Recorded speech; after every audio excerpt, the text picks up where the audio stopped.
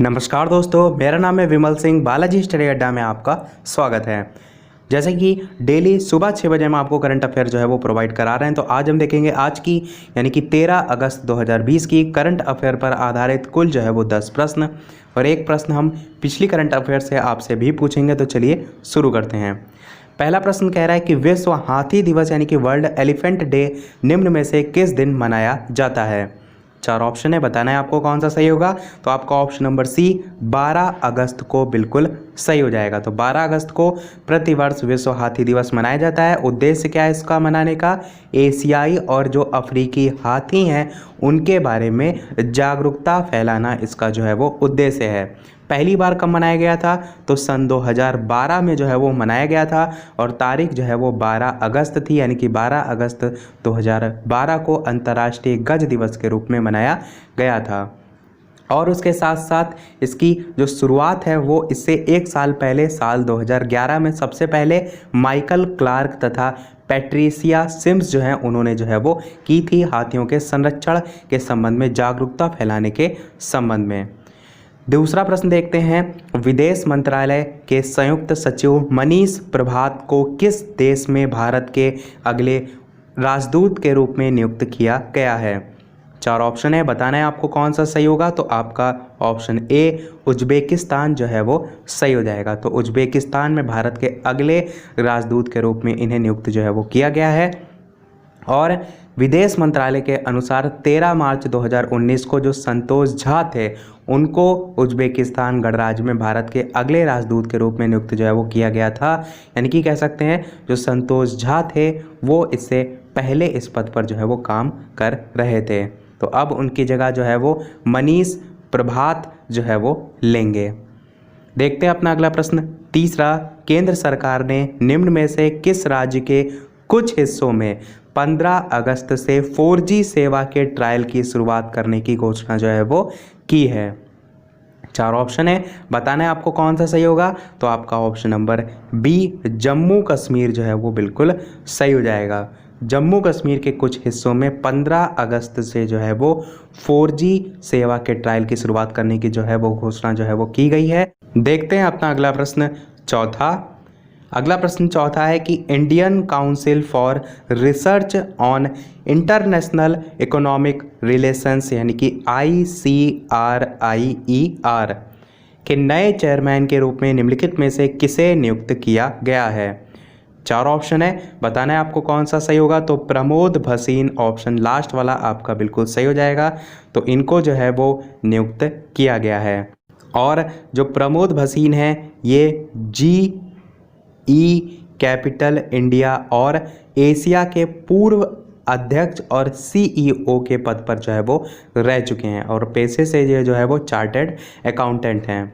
अगला प्रश्न 5वां है, भारतीय सशस्त्र बल द्वारा चीन के साथ तनाव के बीच किस परियोजना को पुनर्जीवित करने की घोषणा जो है वो की गई है। 4 ऑप्शन है, बताना है आपको कौन सा सही होगा। तो प्रोजेक्ट चीता आपका बिल्कुल सही हो जाएगा।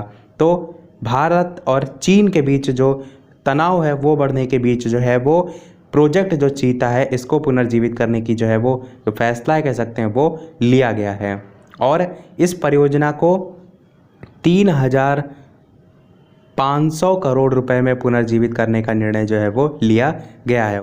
और इस परियोजना में क्या सारी चीज़ें हैं, तो आप कह सकते हैं जो भी हथियार हैं वो सभी अपग्रेड किए जाते हैं, जैसे कि आपका ड्रोन वगैरह है या टैंक हैं या कह सकते हैं बम है, ये सारी चीज़ें। अगला प्रश्न देखते हैं 6ठा, दिल्ली सरकार शहर के रेहड़ी पटरी वालों को कितने हजार तक का कर्ज मुहैया कराएगी।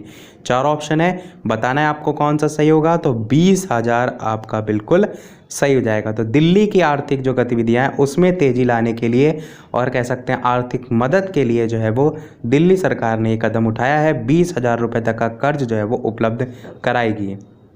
इसके साथ साथ इसमें सब्जी और फल विक्रेता वाले भी जो है लोग शामिल कह सकते हैं वो होंगे। अगला प्रश्न देखते हैं 7वां, फोर्ब्स की दुनिया में सर्वाधिक कमाई करने वाले टॉप 10 अभिनेताओं की सूची में निम्न में से कौन इकलौते भारतीय शामिल हैं। 4 ऑप्शन है, बताना है आपको कौन सा सही होगा। तो अक्षय कुमार आपका बिल्कुल सही हो जाएगा। तो फोर्ब्स की जो दुनिया में सर्वाधिक कमाई करने वाले टॉप 10 अभिनेता हैं उनकी सूची में अक्षय कुमार जो है वो इकलौते भारतीय हैं।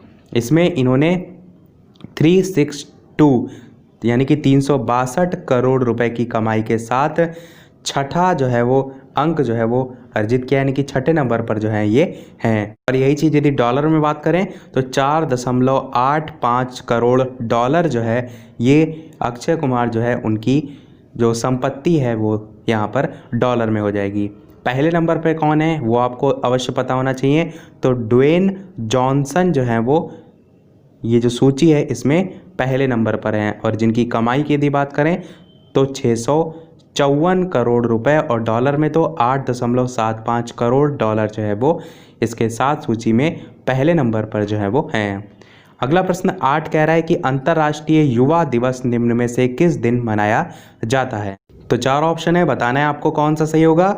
बात करें उत्तर की तो 12 अगस्त आपका बिल्कुल सही हो जाएगा। 12 अगस्त को अंतर्राष्ट्रीय युवा दिवस या कह सकते हैं इंटरनेशनल यूथ डे के रूप में मनाया जाता है और सन 1999 में संयुक्त राष्ट्र महासभा जो है उसकी सिफारिश के बाद पहली बार 12 अगस्त सन 2000 को आपका अंतर्राष्ट्रीय युवा दिवस जो है वो मनाया गया था। और उद्देश्य क्या होता है इसको मनाने का, तो सामाजिक, आर्थिक, राजनीतिक जो मुद्दे हैं उसे लेकर तमाम जो अन्य विषय हैं उसमें युवाओं की भागीदारी, उनके विचारों पर चर्चा करना, ये सारी चीज़ें इसमें उद्देश्य जो है वो होते हैं। और जो आपका थीम है वो बहुत एग्ज़ाम में पूछा जाता है तो वो याद रखिएगा, वैश्विक कार्य के लिए युवाओं की भागीदारी, यही जो है इस बार की यानी कि सन 2020 की जो है वो थीम है। क्या थीम है, वैश्विक कार्य के लिए युवाओं की भागीदारी। यही चीज़ यदि इंग्लिश में बात करें तो youth engagement for global action, ये जो है इस बार की थीम है। देखते हैं अपना अगला प्रश्न 9वां कि किस प्रसिद्ध उर्दू कवि का 70 वर्ष की आयु में इंदौर में 11 अगस्त 2020 को कोविड-19 में इलाज के दौरान निधन हो गया। 4 ऑप्शन है, बताना है आपको कौन सा सही होगा। तो ऑप्शन ए राहत इंदौरी बिल्कुल सही हो जाएगा। ये जो है वो मशहूर उर्दू शायर थे और साथ में गीतकार भी जो है वो जाने जाते थे। 70 साल के थे तब जो है इनका जो है वो निधन हुआ है और ये देवी अहिल्या विश्वविद्यालय इंदौर में उर्दू साहित्य के प्राध्यापक के तौर पर भी जो है अपनी जो सेवाएं हैं वो जो है वो दे चुके हैं। देख लेते हैं अपना अगला और इस वीडियो का लास्ट प्रश्न, और इस प्रश्न के बाद एक प्रश्न हम आपसे भी पूछेंगे। इसके अलावा वीडियो पसंद आए तो वीडियो को लाइक भी अवश्य कर दीजिएगा।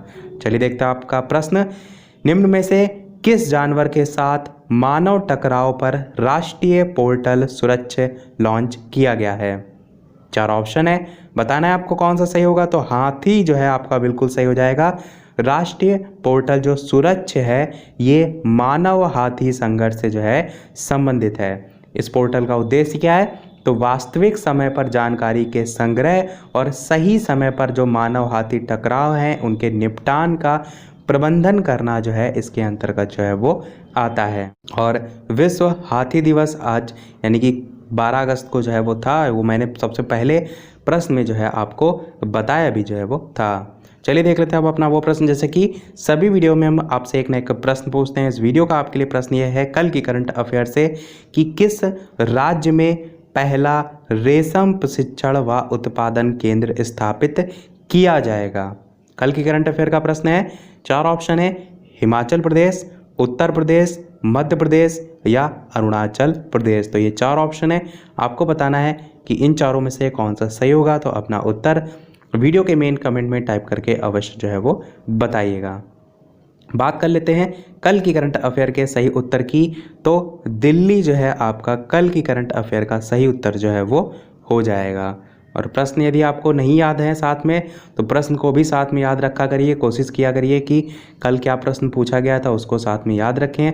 इसीलिए मैं आपको प्रत्येक प्रश्न में जो है वो प्रश्न नहीं बताता हूँ, केवल उत्तर बताता हूँ ताकि आप प्रश्न याद करने की कोशिश जो है वो कर सकें। तो इसी के साथ हमारा आज का पार्ट यानी कि आज की करंट अफेयर जो है वो समाप्त होती है। आज के वीडियो में इतना ही। वीडियो पसंद आया हो तो लाइक अवश्य कीजिएगा, नए हैं चैनल पर तो सब्सक्राइब जरूर कीजिएगा। चलिए मिलते हैं अगले वीडियो में नए टॉपिक के साथ, तब तक के लिए नमस्कार। Thank you for watching.